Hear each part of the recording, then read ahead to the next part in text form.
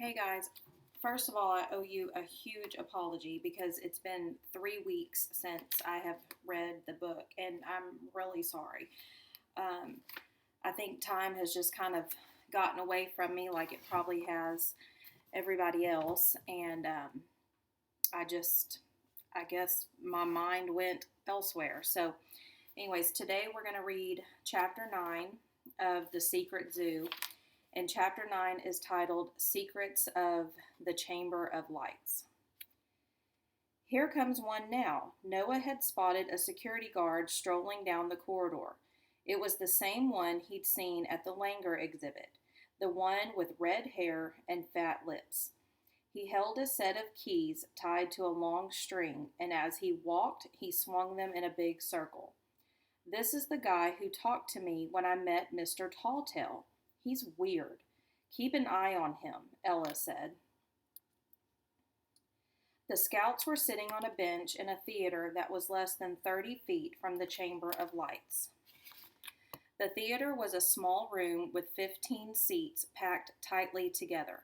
The entrance to the theater from the hallway leading, the entrance to the theater was from the hallway leading to the Chamber of Lights.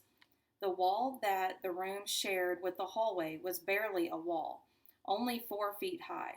It merely sectioned off the room. In the front of the theater was a big television that played the same 10-minute video again and again.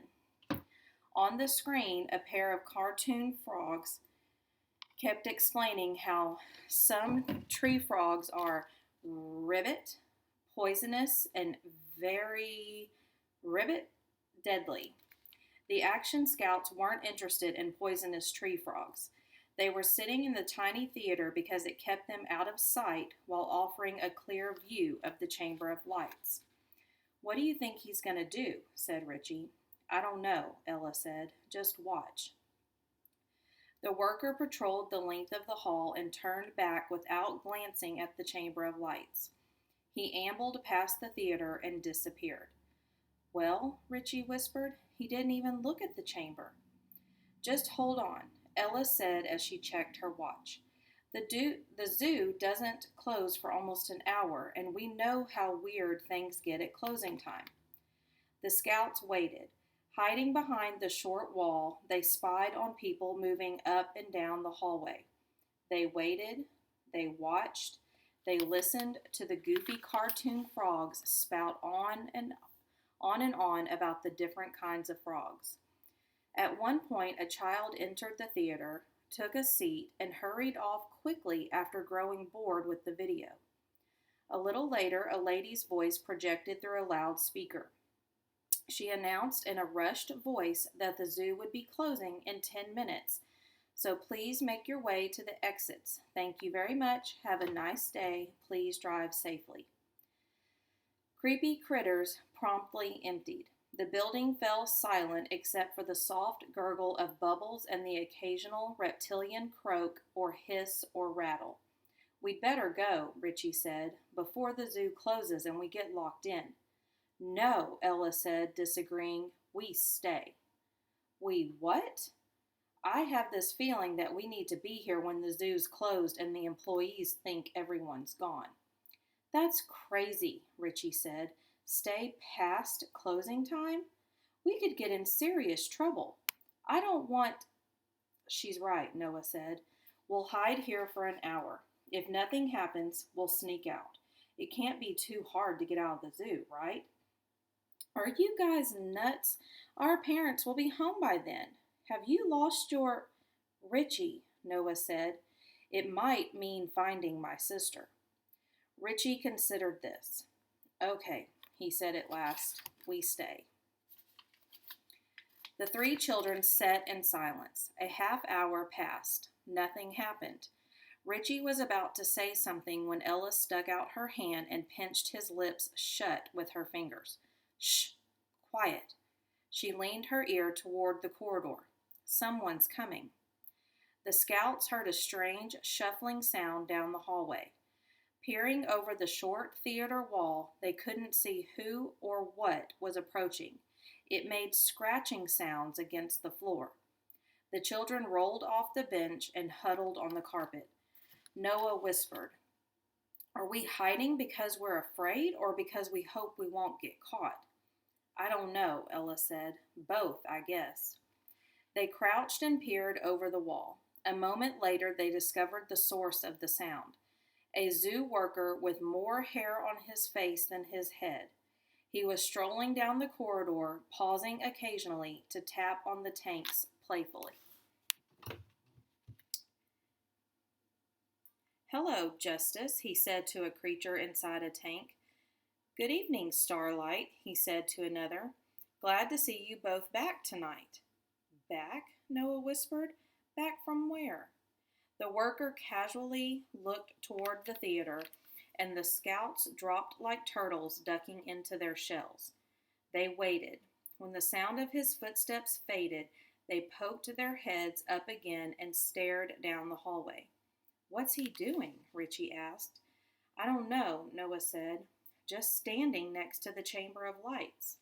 "He's getting ready," Ella said firmly. "Getting ready for what?" Richie said. The man checked over his shoulder and slipped into the Chamber of Lights. He put on a pair of sunglasses and flung the curtain close. "Sunglasses?" Noah asked. "For what?" "I have this feeling we should get down," Ella said.